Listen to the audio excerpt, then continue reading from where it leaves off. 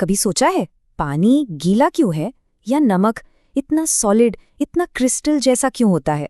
इन सारे सवालों का जवाब पता है कहाँ है?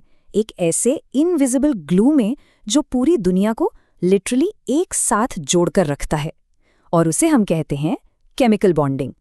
तो चलिए आज इसी कमाल की दुनिया में उतरते हैं। तो एक सवाल से शुरू करें, आवारा परमाणुओं और अविवाहित लोगों में क्या कॉमन है? हाँ, सुनने में थोड़ा अजीब है, पर यकीन मानिए इसका जवाब ही आज की हमारी पूरी बातचीत का सेंटर पॉइंट है।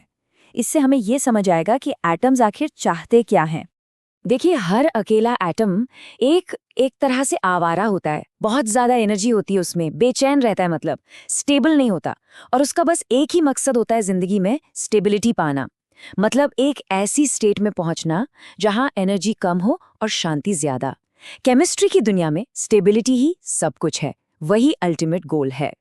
पर कोई एटम ये कैसे डिसाइड करता है कि वो स्टेबल है या नहीं? इसका जवाब है ऑक्टेट रूल में।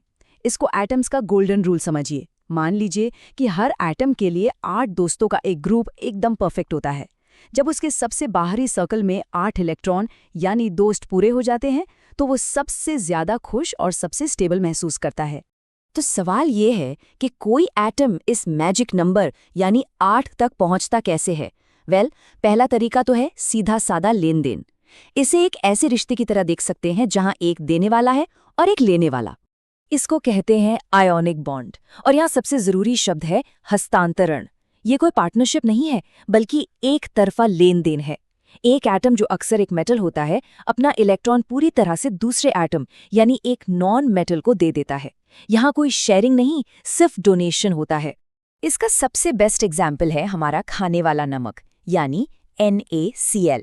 अब देखिए, सोडियम के पास ना एक फालतू इलेक्ट्रॉन है जो उसे देना है, और क्लोरीन को अपना ग्रुप पूरा करने के लिए बस एक ही इलेक्ट्रॉन चाहिए। तो ये तो परफेक्ट मैच हो गया। सोडियम अपना इलेक्ट्रॉन क्लोरीन को डोनेट कर देता है। अब सोडियम हो गया पॉजिटिव चार्ज, क्लोरीन हो गया नेगेटिव, और हम सब जानते हैं ऑपोजिट्स अट्रैक्ट। बस इसी खिंचाव से बन जाता है एक बहुत ही मजबूत आयोनिक बॉन्ड। लेकिन तब क्या होता है जब कोई भी एटम अपना इलेक्ट्रॉन देने को राजी ना हो? जब दोनों को ही इलेक्ट्रॉन चाहिए हों, तब वे एक बिल्कुल अलग स्ट्रैटेजी अपनाते हैं। लेन देन की जगह वे करते हैं साझेदारी।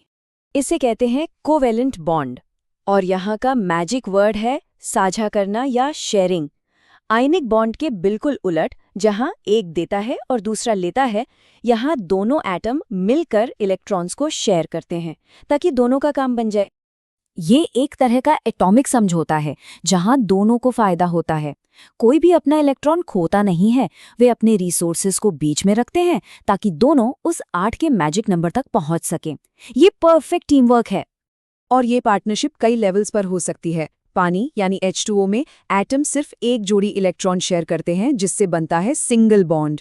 जिस ऑक्सीजन O2 में हम सांस लेते हैं, उसमें 2 एटम्स 2 जोड़ी इलेक्ट्रॉन शेयर करते हैं, जिससे एक डबल बॉन्ड बनता है। और हमारे एटमॉस्फेयर की नाइट्रोजन गैस N2 में तो वे 3 जोड़ी इलेक्ट्रॉन शेयर करते हैं, जो एक अविश्वसनीय रूप से मजबूत ट्रिपल बॉन्ड बनाता है।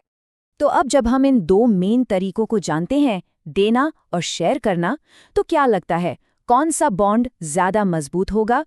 जाहिर है, हर बॉन्ड बराबर नहीं होता। कुछ दूसरों की तुलना में कहीं ज्यादा ताकतवर होते हैं। इस मामले में आयोनिक बॉन्ड्स असली चैंपियन हैं। वो पूरा इलेक्ट्रॉन ट्रांसफर और उससे पैदा हुआ पॉजिटिव नेगेटिव अट्रैक्शन एक बहुत ही पावरफुल पकड़ बनाता है। कोवैलेंट बॉन्ड्स यानी साझेदारी वाले दूसरे नंबर पर आते हैं, और फिर आते हैं वैन डर वाल्स फोर्सेस। ये वो कमजोर, पल भर के लिए बनने वाले अट्रैक्शन है जो मॉलिक्यूल्स को एक दूसरे से बस हल्का सा चिपकाए रखते हैं। तो ये सारी केमिस्ट्री असल दुनिया में इतनी जरूरी क्यों है? क्योंकि एक मॉलिक्यूल के अंदर का बॉन्ड ही ये तय करता है कि वो बाहर की दुनिया में कैसा बिहेव करेगा। चलिए इसे फिर से नमक और पानी के एग्जाम्पल से समझते हैं। अब ये टेबल देखिए, सारी कहानी यहीं साफ हो जाती है।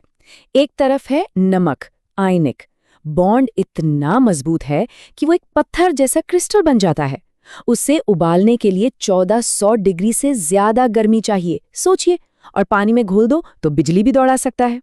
और दूसरी तरफ है हमारा पानी, कोवेलेंट। इसके बॉन्ड्स उतने टाइट नहीं है, इसीलिए तो रूम टेम्परेचर पर लिक्विड है, आराम से उबल जाता है और खुद से बिजली कंडक्ट नहीं करता। सारा खेल बस उस छोटे से बॉन्ड का है। तो हम इस एक लाइन में सब कुछ समेट सकते हैं। जैसे किसी इंसान का स्वभाव उसके रिश्तों को तय करता है, ठीक वैसे ही एक मॉलिक्यूल का बॉन्ड उसके सारे गुणों को, उसकी पूरी पर्सनालिटी को तय करता है। तो हमने देखा कि कैसे देने लेने से या फिर शेयरिंग से एटम स्टेबिलिटी हासिल करते हैं। लेकिन कहानी यहीं खत्म नहीं होती। केमिस्ट्री की दुनिया इससे कहीं ज्यादा कॉम्प्लेक्स है, कहीं ज्यादा दिलचस्प है। सोचिए, क्या होता होगा जब पार्टनरशिप भी एक तरफा हो जाए, या जब इलेक्ट्रॉन किसी एक का नहीं बल्कि पूरे एटम्स के एक समंदर का हिस्सा बन जाए। खैर, ये एक ऐसी खोज है जिसके लिए हमें शायद फिर मिलना होगा।